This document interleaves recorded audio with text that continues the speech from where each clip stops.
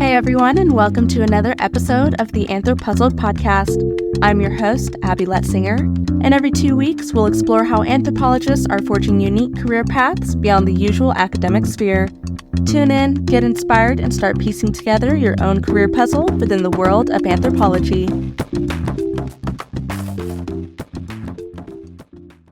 On today's episode, we have Anna Luisa Daigneault. She graduated from the Université de Montréal with a master's in ethnolinguistics and is currently pursuing her PhD there in ethnolinguistics as well. She is also the lead digital curator at Living Institute for Endangered Languages, where she manages the Living Dictionaries platform. How are you doing today, Anna? Hi, I'm doing great. Thanks so much for having me. How are you doing? I'm doing great as well. So what exactly is it that you do and why is it important in regards to anthropology? So I'm a linguistic anthropologist, and we're one of the sub-branches of anthropology that focuses on language and how it interrelates to culture, society, evolution, of diversity, so many different things. And so I love linguistic anthropology. It's such a vast field. You could study discourse, you could study bilingualism, multilingualism, Creole languages, pidgins. There's so much that you could study in this branch of anthropology. But I study endangered languages. So it's a field where there's a lot going on. There's documentation and description of endangered languages. And then there's also revitalization initiatives and a lot going on. And I tend to collaborate a lot with linguists and also with all different kinds of researchers and people who come from Indigenous communities. And so the importance of it is to help. One of the goals of the type of work I do is to try to document and revitalize endangered languages. All right. So what kind of led you into choosing this career path and how did you get where you are today? Well, I grew up in a very multilingual and multicultural place. So I think that really set me on the trajectory of becoming a linguistic anthropologist. So I grew up in Montreal, which is bilingual city, French and English. There's also many other languages you can hear there, depending what neighborhood you're in or what you're doing. Just before starting this podcast recording today, I was sitting in a cafe with my daughter, and we could hear all around us. We could hear French and English, but also Arabic, Greek, Spanish. There's just, it's just such a beautifully multilingual place. And in my family, we speak Spanish, French, and English. And I actually grew up as a Spanish speaker and then switched to English and then later learned French in school. And I also became aware as I was growing up that my family on my father's side, who are primarily French speakers, they used to speak a language called Breton, which is highly endangered, originally from the northwest corner of France. And so I've always wondered why, we didn't speak that language. And then on my mother's side, my mother's Peruvian. Her whole side of the family used to speak Quechua in Arequipa in Peru. And some Aymara as well, or two different indigenous languages. And so I kind of wondered too, like, wait, how did that happen? I've only heard just a handful of Quechua words growing up. So it kind of was always in the back of my mind. And as I grew up and went to college, I heard about anthropology through some of the books that my dad had. My dad is a historian of science. So we had a lot of different books in the house, which was very lucky. And I always gravitated towards the anthropology books. And I just kind of ran with it, got into undergrad, did a double major in anthropology and linguistics. And at the time where I was at McGill in Montreal, there was no real intersection between the two different departments, linguistics and anthropology. And I remember one of my archaeology professors was like, you know what, you should go to University of Montreal because there are ethnolinguists there in the anthropology department. So I went there for my master's, and it was everything I hoped for and more. Like the intersection between, studying language and culture is like very strong at University of Montreal. So I did my master's there. Then I went off and worked for 15 years. And then I came back and I just started my PhD in the field. So along the way, I was really influenced by a lot of the scholars that I met and who helped mentor me and guide me along the way and who brought me into different big collaborative research projects. So they kind of helped shape the direction of my career and how I ended up here today. And I was also very influenced by the Indigenous speakers that I worked with and how they, learning from them and what are their needs and what do they want to bring to their communities to help raise awareness and create more prestige around their languages. So I've had the chance to really work in teams a lot in a collaborative sense and build technology that can help people in the everyday, find the words and phrases that they're looking for in their language. And I think it all ties together, hopefully. And because I see linguistic anthropology as a way to be interdisciplinary and like move through the world in a way that's like focused on languages, but also bringing in influences from like all the other parts of culture. And my role in the projects that I've worked on has always been someone who's like kind of like the hub and managing the different parts, wrangling scientists, moving on a rickety cart somewhere to build different tech platforms and to build out, the success of research projects and, get all the digital collections together and do the archiving and then also do the training and mentoring for all the people involved in the projects. So anthropology was kind of the starting point, but I see it as a really good way to kind of like branch off and be aware of all the possibilities and structures and bring that into a project. Okay, cool. So what does your day-to-day kind of look like? My day-to-day right now, because I'm back in grad school doing my PhD, it's more focused around doing the seminars and classes and a lot of writing deadlines. And right now I'm getting ready for my oral exam, which is in French, it's examen de synthèse. And it's where you have a jury of professors in your field and they help you establish research questions.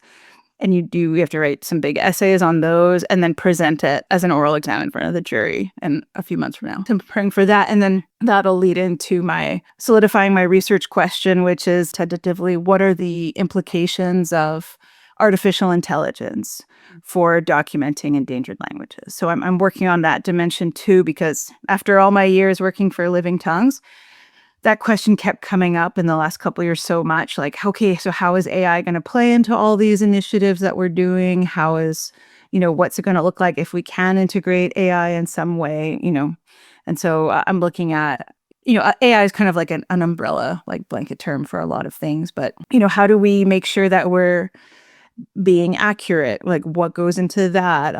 How do we make sure that we're acting ethically and responsibly when we're using new types of technology? And how do orthographies get reflected when you're using AI? How does dialectical diversity get reflected? If you're only working with a few speakers, what dialects do they speak and how does that influence, how the language gets preserved or revitalized, down the road and which dialects are being left out of that. So there's a lot to look at just through the lens of like all the new AI innovations coming out.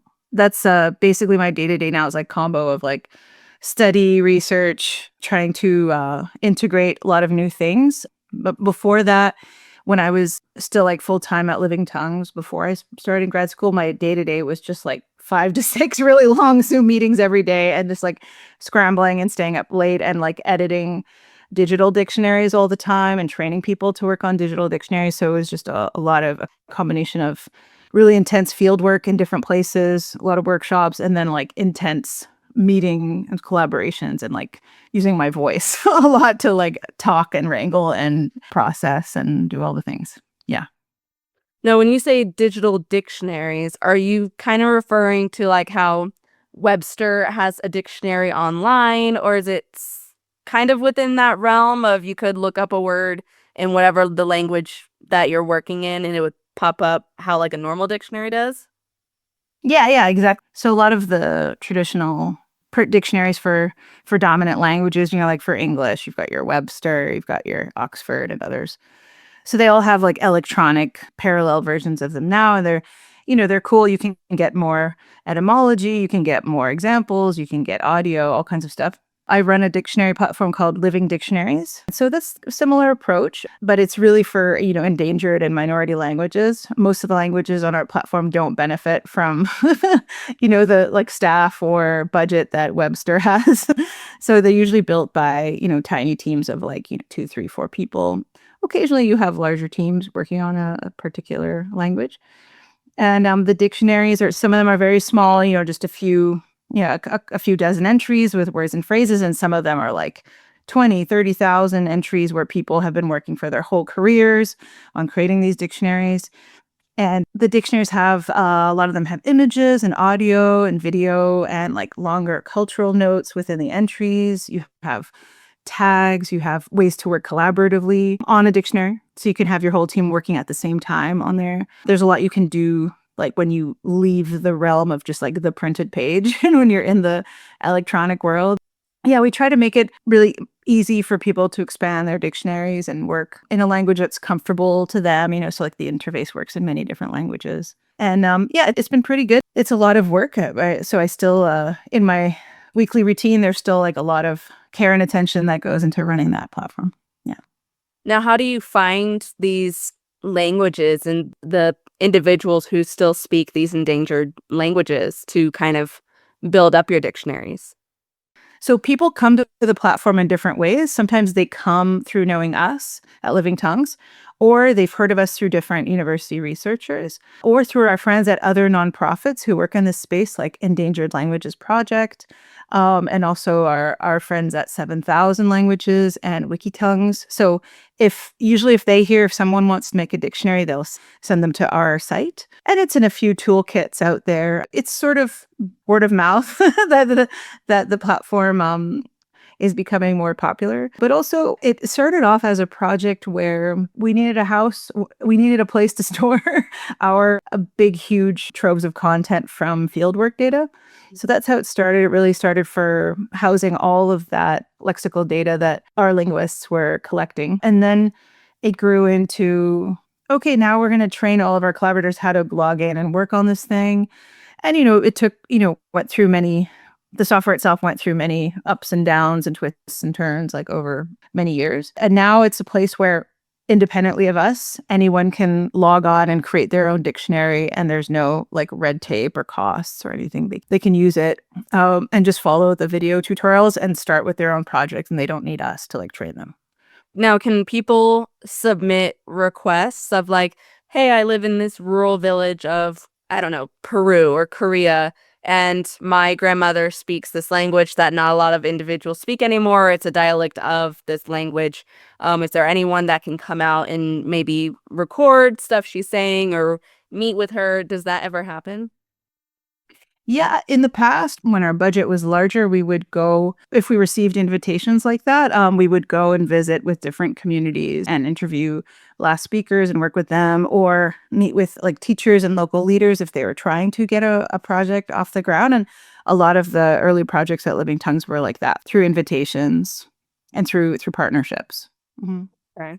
Now, as an ethnolinguist, I don't know if this is something that you guys do at all, but for individual, I'm sure as an ethnolinguist, you might, especially if you're working with endangered languages, that you might want some experience in speaking other languages. Now, do you guys have any recommendations or advice on skills on how to maybe learn a second language? Sure, yeah. So if you're working in the US or Canada or New Zealand or Australia, and if you're a monolingual English speaker, that already is helpful for working in those contexts because you speak English and a lot of the languages have been assimilated to English. And so a lot of the day-to-day and the collaborations will take place in English, which is the dominant language, aka killer language, that is stamping out many of the Indigenous languages and a huge range of languages. Diaspora languages are fading out depending which context they're in. Creole languages, Pidgin languages, all kinds of languages, right? So if you want to work in Latin America, you might want to learn Spanish. You definitely want to learn Spanish or Portuguese if you're going to Brazil. And so you can do that through a variety of different ways. You could learn through Duolingo or another platform like that, or through classes in a college, or by getting an individual tutor, or by teaching yourself online through various methods. Yeah. So a lot of people use AI now just to like teach themselves dominant languages. Yeah. And all of those different methods also could be applied to if you're trying to learn an Indigenous language. You could use the same types of methods, like either an immersive situation or a technological approach, or maybe like a standardized class of some type. If you want to work around the world too, like depending where you go in Africa, you could just go speaking English, but you might want to learn French or another language depending where you are. And then, of course, there's many endangered languages all over the world. So throughout the Middle East, there's many underdocumented minority languages, so you might want to learn the local variety of Arabic. In Europe, I think there's a lot of documentation or revitalization going on already, done by European scholars. But yeah, there's a ton of endangered languages everywhere. There's between 6,000 and 7,000 endangered languages in the world that are, many of them are at risk of disappearing in the next 75 years. So this is the time, I should have maybe led with that. This is the time where it's important for a lot of people to, all hands on deck for trying to document and describe and bring some awareness of these languages. But it's a hard situation. Like, the landscape out there is very hard for protecting these languages. I guess my question is, so you have languages like main languages, so like Mandarin, English, Spanish, French, all that kind of stuff. Now, dialects is basically like a sub version of that language where they have their own sayings and like accent. Is that kind of what that means for dialects?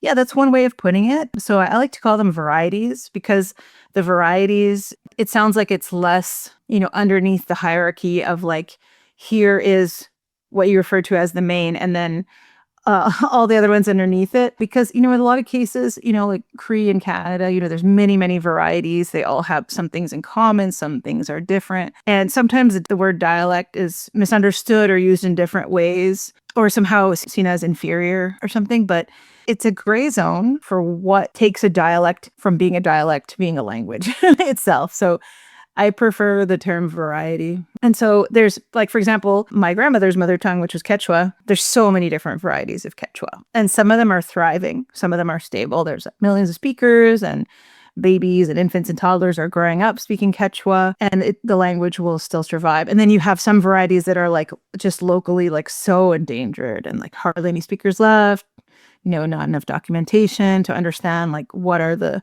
specific ways that language encodes information. Yeah, so it's hard to say where you just have the separation between dialects and languages. I mean, well, there is an idea that characterizes them as like, okay, if they're mutually intelligible, that means that two people from different varieties or dialects could understand each other, then those are different dialects. But if they can't understand each other, then it's two different languages, right? Okay, so it's kind of like Mexican Spanish and like Spain Spanish it's still Spanish, but sometimes they have a hard time of understanding 100% what they're saying, even though it's considered Spanish, quote unquote. Exactly. Yeah. It's like, okay, so those are two different dialects of Spanish, right? In theory, but you could have the situation where they don't understand each other, right? So it's like, how do you measure how people understand each other? Not, really get into the nitty gritty of all that. Are we talking about the slang? Are we talking about the context, the register? So if a Mexican person living in Spain has trouble, for a few weeks, they might very well adapt, and vice versa. A Spanish person in Mexico would totally clue into it after, a little while. They would start understanding each other. But yeah, the mutual intelligibility thing is, up for grabs. Does this kind of also pertain to things like sign language and like hieroglyphics like they have in Egypt? Yeah, well, okay, so yeah, sign languages are languages. They have huge, long traditions. They evolve. They're creative. They're amazing. Some of them are underdocumented. Some of the sign languages are endangered. I haven't worked on any sign languages, so I'm not an expert on sign languages, but I know that there's so many of them around the world. Like, people might just know the main ones. Like, if you're listening to this in the United States, you might, ASL, American Sign Languages. Most people know what that is. But Nicaragua Sign Language, there's Quebec French Sign Language. There's so many, and they're all like amazing systems that have evolved, and like people are, actively working on them and actively speaking them and contributing to their lifespan. And when it comes to writing systems like hieroglyphics, there's people who work on endangered writing systems as well. So there's a whole network called the Endangered Writing Network over in the UK, and they work on those issues. But hieroglyphics kind of falls into a different camp, because there's such a long, long history of people studying it and being able to decipher it. So that's kind of like in a different vein that's considered separate from just working on endangered languages that are like spoken and trying to be revived today. And I know some languages over time, they tend to evolve so right now I'm learning Korean. And I know back in the Joseon Dynasty, they didn't really have their own form of language. So they were piggybacking off of Mandarin, essentially. And then one of their kings was like, you know what? I want this to be more accessible to my people. So he created his own language for them, which is what they're kind of currently using today. So does that ever happen in the cases where it's such a dramatic shift from one language that they were speaking to evolving into something brand new that was essentially easier for the people to understand? Does that happen often? Wait, I just want to back up for 1 second because when you met, I don't know a lot about the history of Korean, but are you talking just about the way they write or the way they speak? Are you talking about the writing system or are you talking Writing about system. Yeah. Ah, okay. So that's, yeah. Yeah. Okay. So yeah, because the Koreans have their own language. So it's that their writing system also has evolved. So that it's separate. It gets confusing sometimes for people because we in our culture associate writing with language so closely, and that's how we're taught it in elementary school. Like everything's about the alphabet, everything's about reading. But it's different, right? When you're studying the history of a language and its grammatical forms and how it works and all this stuff, that's quite different from studying how the writing system might have evolved and who would have steered it in different directions. But yeah. So all over the world, writing systems, they're so interesting. They evolve, they change. It's very political, these decisions, like whose writing system becomes dominant and why, and like how does it evolve, through its like the graphic choices of like the symbols and everything. So definitely people switch from one writing system to another depending on like the powers that be, in their country. But in the situations where I work, in the colonial situations in North America and South America, you have a lot of problems with writing systems. Same thing in Africa. Unfortunately, you get the imposition of the Roman alphabet onto a language that has different sounds, different ways of encoding information. And if you just think about the sounds, it depends on the language, but usually it's not very well represented by the Roman alphabet. The Roman alphabet evolved alongside, languages in Europe, right? So it's a little bit better at like expressing the sounds in Indo-European languages.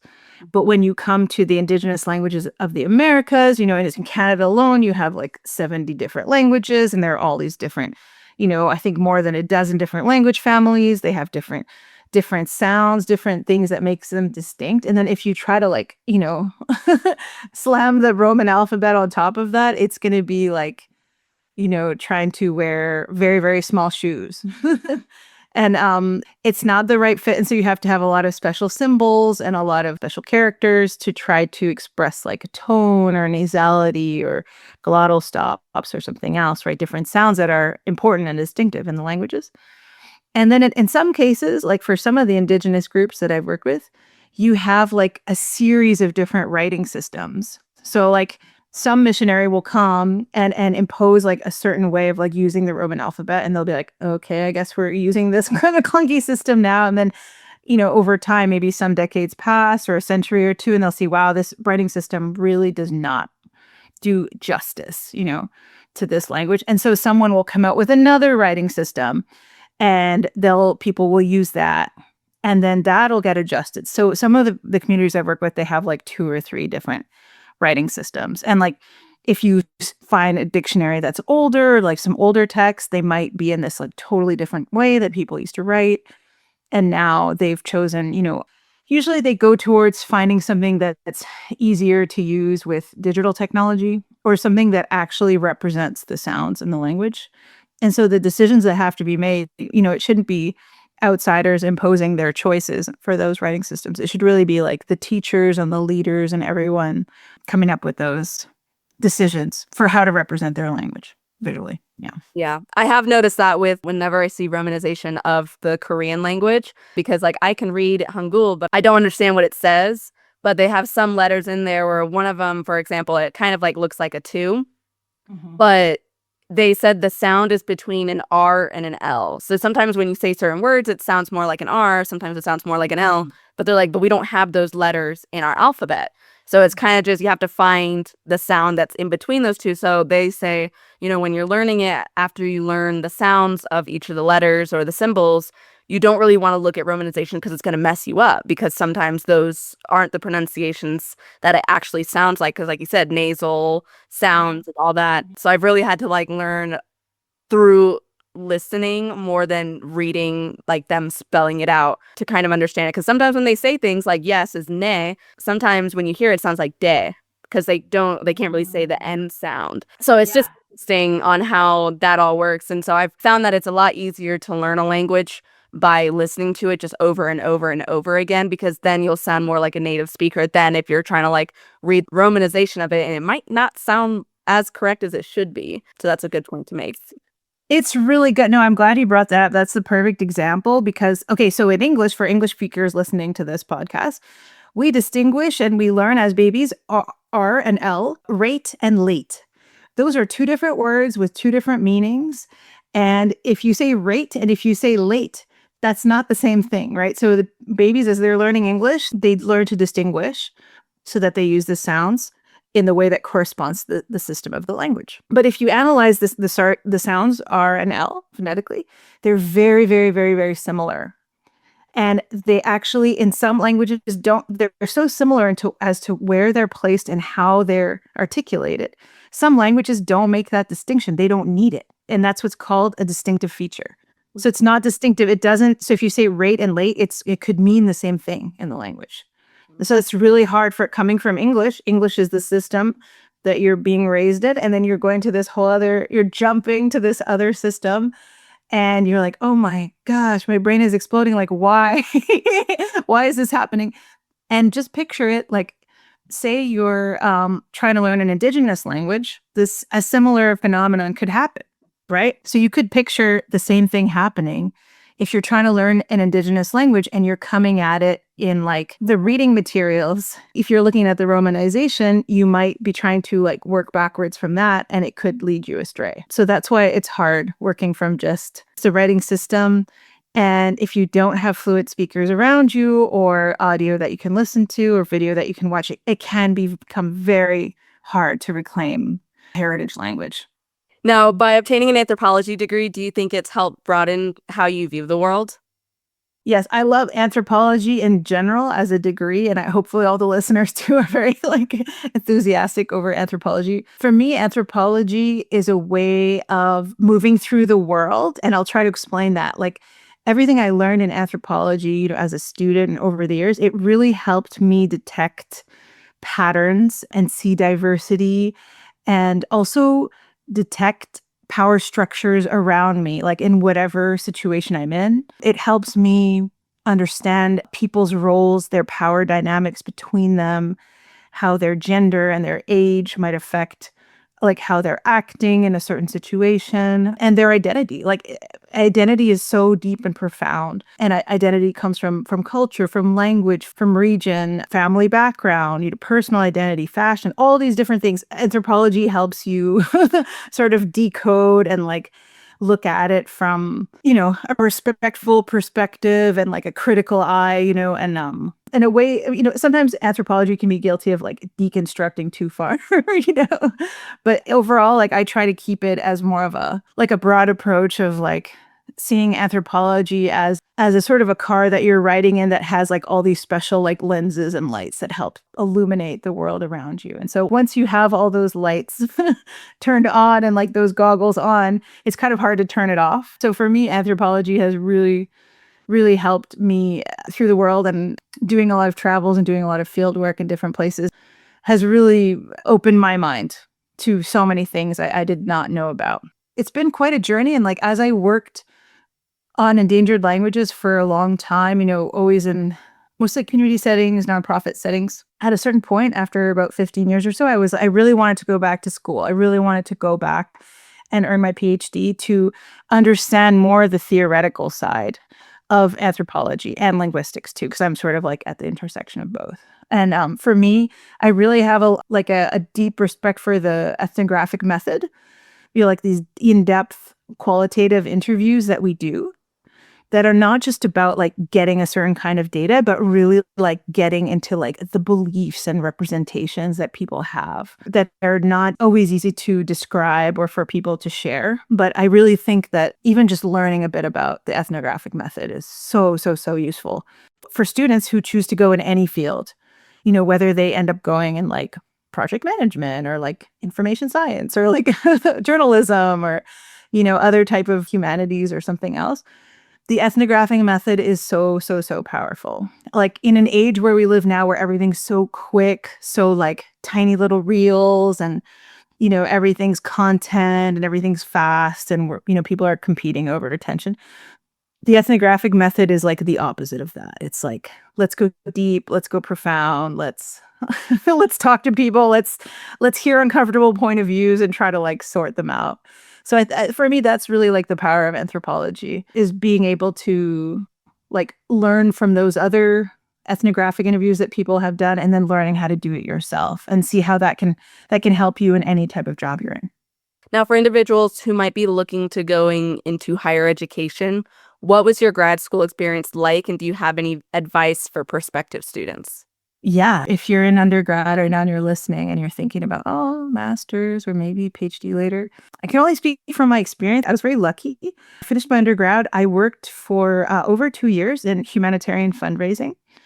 And so that was an interesting experience because I was doing an office job, but there was a lot of like, international dimensions. I was still talking to donors and getting people to sign up for donations on the street and door to door and over the phone. So it was a lot of anthropologizing in the sense of trying to like contact and work with people. And after a couple of years, working in that field, I realized, okay, I want to go back to school. I had some real world experience, I guess. It's all real world, but, I had some business, I guess, style experience. And then I did my master's with Kevin Tuitt, who's an expert of the endangered languages and cultures of the Caucasus region.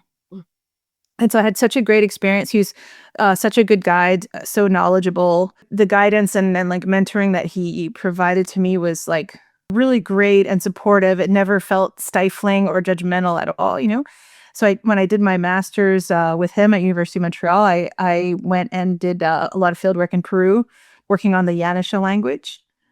And so it was just an incredible experience, and I somehow did it on a very shoestring budget, very, very enthusiastic and, kind of getting in, sometimes dangerous environments, but ultimately I was safe, battled, illnesses, like fevers and, a lot of skin rashes and who knows what, parasites, all this stuff. And I came back and finished my master's thesis. And I did feel, though, at that time, I didn't want to pursue PhD at the time, even though I had a really good experience. I think I just really burned out my brain, for lack of a better term. I was overwhelmed with like what I experienced, and I was happy with it. Like I had a positive like sense of accomplishment, but I didn't want to go back into academia. I was very young, and it was like early 20s. So then I just went to work. I wanted to work in my field, but work as a worker.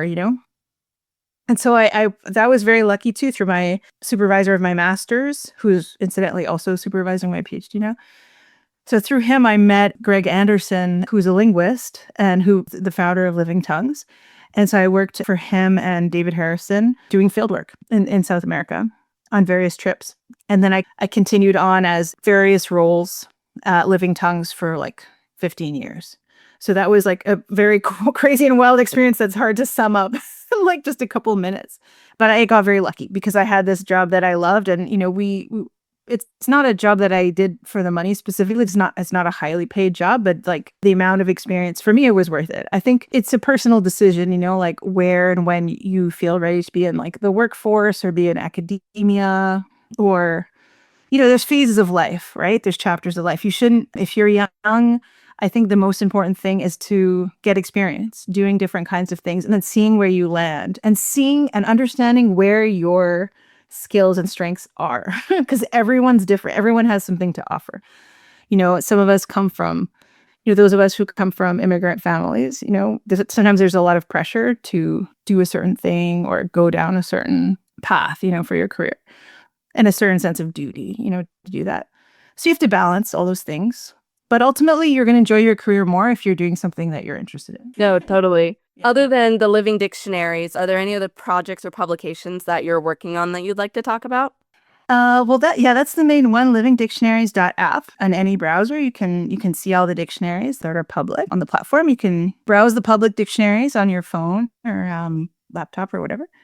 And then I also have a few articles out. If you go to my website, daigneault.org, you can see some of my articles that I wrote about AI, about language diversity. Yeah, daigneault.org, I'd say, would be the best place to go. I just recently joined a couple of research labs, and sure, there'll be more publications and activities coming out of there. I've joined the Montreal Underdocumented Languages and Linguistics Lab. It's called MULL for short, MULL. So it's a really interesting network of people where there's a lot of events and presentations going on and people working in this field of mostly Indigenous language documentation in Canada. And then I've also joined another lab at Université de Montréal. And so it's called the LAMI Lab, and it's brand new. It just started last year. It's the Laboratoire d'anthropologie sur les mouvements et les innovations populaires. So it studies social movements. And there's going to be we're going to be announcing a lot of events and interesting reading groups and, all kinds of stuff coming up this year. So I'll try to put that on my website as well. Awesome. So what's the best piece of advice you'd offer to someone who's interested in getting into your field? Well, I really encourage people to, stay open-minded and talk to a lot of new people and travel. And then if they want to work on endangered languages and ethnolinguistics more broadly, take the time to really figure out, what region or what language family you want to work on, or what topic, because it is huge. Even though linguistic anthropology is not maybe one of the most famous parts of anthropology, it's still a huge, vast field. There's a lot going on in it. So I would say do a lot of background research, as much as possible, and talk to people and get involved in different things to see where you land and see what you're most interested in. And networking is, it's super important. And I've learned from the linguist I've worked the most, Greg Anderson. He's kind of like encyclopedic and whenever he takes on anything new. And that's how I've learned from him. Like he'll read like the full bibliography on a language or a certain region before he even embarks on doing field work. So he's never going in blind. Like he really knows like everything that was ever written about a certain language. So that's that's kind of daunting, I realize. But I really encourage people to see what's out there. There's a lot of great sites that have all kinds of linguistic information. Like beyond Wikipedia, you also have Glottolog, which is a resource that people haven't heard of that as much. And you have Ethnologue, and you have the UNESCO site as well. There's a lot. So I would encourage people to not only learn more about endangered languages, but see how from their own corner of whatever they're doing, is there a way that they could raise some awareness about the Indigenous languages that are still spoken or were once spoken where they are, or where you are, whether you're listening to this from somewhere in Asia or in Latin America or in Africa or somewhere in the Americas. There's something that everyone could do to give some awareness to the Indigenous languages, because they've been oppressed and they've been stamped out. And so there's still many languages left that are struggling to make it, further to keep the generations from one generation to another learning these languages. Are there any changes you wish to see in your industry? Well, for endangered languages more broadly, it's hard in the U.S. Right now, the funding landscape is kind of bleak, given with the changes in the National Endowment for the Humanities and National Science Foundation. A lot of the funding has been stripped, unfortunately, for language diversity. There's funding right now from the in the ANA in the U.S., and so different Indigenous nations and tribes are still able to get some funding for their language revitalization work. So I think it's a problem. I think funding is an issue more generally. In anthropology, in general, I would like, because anthropology has evolved a lot since it was started as a field. Anthropology has very racist and colonial underpinnings and origins, right? And it has evolved a lot to become much more self-reflective and much more progressive in a lot of ways. But I think the way that we teach anthropology also needs to evolve. I say that because I'm back in grad school right now, and so I see it from a different perspective. And all the seminars I'm taking, the courses that I'm following, and you have to TA all these different classes, I have to do all this stuff.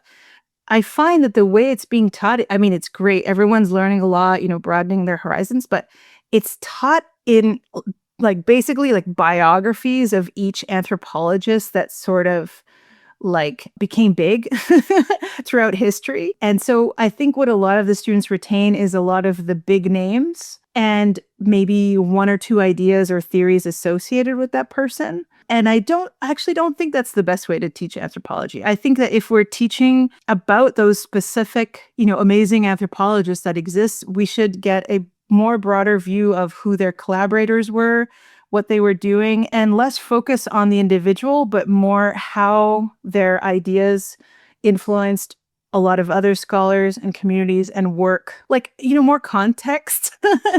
We talk about context a lot in anthropology. So I think it's a little bit limiting when we just focus on like, okay, now we're going to do our Boas, now we're going to do our Sapir, now we do our Malinowski, and okay, guys, you guys know everything. Okay, go off into the world and do your thing. Like my my experience of being an anthropologist was very different. It's like there's a lot more nuance and there's a lot more things to deal with in the everyday. So yeah, I have a little critical eye on that part of anthropology. I think that we should teach students in anthropology how to do field work and how to raise money and how to be a good collaborator and work in teams and not get siloed so much. That's what I think.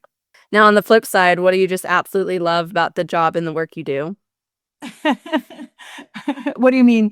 Like in the sense of everything that I do on the day to day?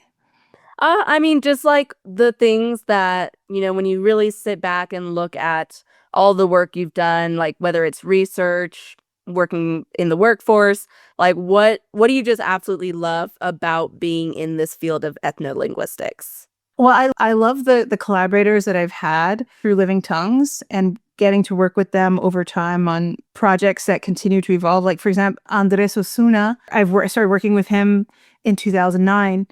And, we spent about 10 years working on his dictionary.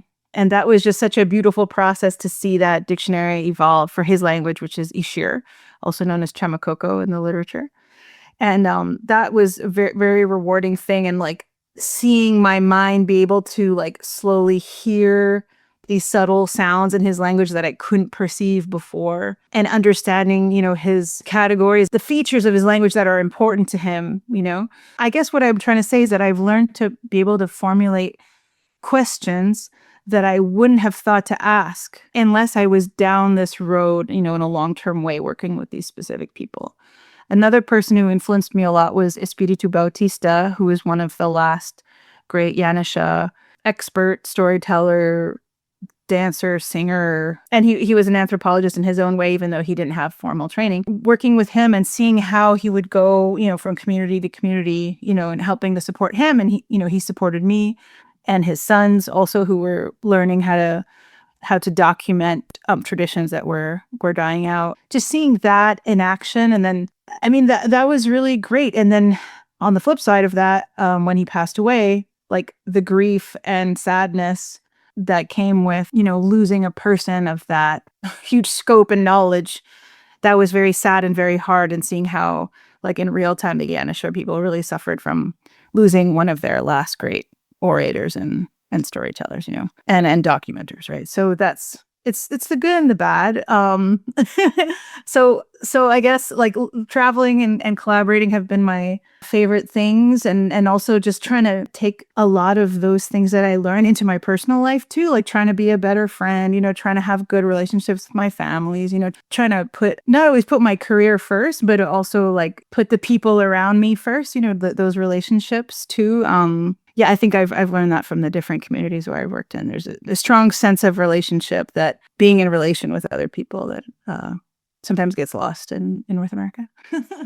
Yeah. If listeners wanted to learn more about you and what you do, what'd be the best place to find you at? Best place to find me at is my website right now, which is daigneault.org, DAIGNEAULT.org. And you can also visit livingtongues.org and livingdictionaries.net. Okay, perfect. Well, thank you so much for spending some time out of your day to talk about ethnolinguistics. I'm going to be honest, this was probably in my top 5 of jobs that sound really cool that I'd actually be considered and be like, oh, I want to do that. When people ask you like, oh, if you could have any superpower in the world, what would it be? My response is always, if I could fluently speak and understand every language that has ever been in existence, that would be my superpower. I think this job has definitely one of the higher ups of things that intrigues me. 'Cause that's the whole reason I made the podcast, is I get to talk to individuals who have all these different careers and these different paths to selfishly figure out what I want to do, and then it became a resource for others. But definitely top 3. It's probably number 1, but Oh my God, I'm freaking out. What? Okay, because I was like, oh my God, she's learning Korean. This is amazing. You could really do a really cool project. Like when you feel fluent and comfortable in Korean, you could do an amazing project on like all the ways that like K-pop has influenced like North American like Generation Alpha. Like my daughter, she's 8 years old. All she wants to live and breathe is K-pop. Right? You know what I'm saying? Like it's a huge impact that like Korean pop culture has had just in the last few years. And even the songs like coming out of the K-pop Demon Hunters, like I wish I spoke Korean so I could understand like some of these, you know, this lexical import into the songs. Like I hear them and my daughter's just singing them like it's great, you know, because pop culture in America is so heavily dominated by English. And occasionally you'll get some punctuations of maybe Spanish here and there. Obviously, you have Bad Bunny, you know, doing amazing things in Spanish. But then you get a movie like K-pop Demon Hunters that comes out, and a lot of the lyrics and concepts and sensitivities are Korean. And all of a sudden, people are understanding a little bit, a little slice of Korean culture. The food, the language, the music, you know. I thought it was amazing when I watched that movie. I was like, oh my gosh. Like finally something that's different, you know, not like a classic like Disney movie, but like something else, right? Yeah. Because like languages and culture have always interested me because I took Spanish in like beginning elementary school, and then I switched over to French. I took that 5th grade to 10th grade, something like that. And then I started getting into ASL. And then it wasn't until like around last year that I started getting into Korean, because my ultimate goal is to move out of the United States and either move to Australia or Korea. And I'm like, I already know enough English to live in Australia, so I'm like, maybe I should start learning some Korean. And so that's when I kind of got into K-dramas and K-pop, because like I've always found languages interesting. And I mean, I lack motivation to do a lot of things, but like I want to learn these languages. I just have to find the motivation to do that. And I'm like, well, if I just throw myself into Korea, I'm going to have to learn this language. So 100%. Might as well. 100%. I think it's brilliant. You're going there. It's going to be an immersive experience. A lot of people, you know, get their start in linguistic anthropology by going to different countries, and to earn money, they teach English or they volunteer in English. Like even me, before I began working professionally, I worked in Thailand as a volunteer English teacher for a nonprofit. I did that for like a month at one point. And then I taught English a little bit here and there. I always felt a bit weird because I'm like, you know, teaching the dominant killer language, but it's a way to have a cultural, you know, inter-exchange too. Because, you know, you're putting down something and you're picking up something else, right? So I'm really excited for you to go to Korea and to like immerse yourself in that. And learning a new language is like, I always see it like, it's not like you're going to a separate world that's separate from English. You're opening a door, and all of a sudden you're somewhere where the information is packaged in a different way. And so people are able to build bridges between those different like places, right? The human mind is the human mind. Like you can still, I don't believe in like, okay, now this linguistic world can't communicate with that linguistic world. It's not true. But it just takes people, like if you want to be bilingual, it takes a long time, right? That's what I learned working on the Ishir project, was like, at first I was not sensitive to the needs and the structures of the language. But then over time, I was like, oh, okay, we really need to, for example, there's so many different, when it comes to animals and their knowledge and understanding and what signs and omens and everything that they attribute to these different animals. It's so different than the thinking that I grew up with. So stuff like that. I'm very excited for you to learn Korean, and I think it's going to be great. Yeah. Well, thank you so much for having me. Good luck at everything you're doing, and I'll talk to you later in the year. Take care. All right, sounds good. You have a good one. Bye. Thanks for listening to another episode of AnthroPuzzled. This show was produced by me and distributed in collaboration with the American Anthropological Association. A special thanks to Cheyenne Brewer for editing the website, L. Akers for the incredible logo design, and to AnthroPuzzled's intern for the episode descriptions. The music is courtesy of Chad Crouch, aka Poddington Bear of Sound and Picture. If you have any questions, you can reach me at abby.letzinger@anthropuzzled.com or as AnthroPuzzled on Instagram, Facebook, and YouTube. Until next time.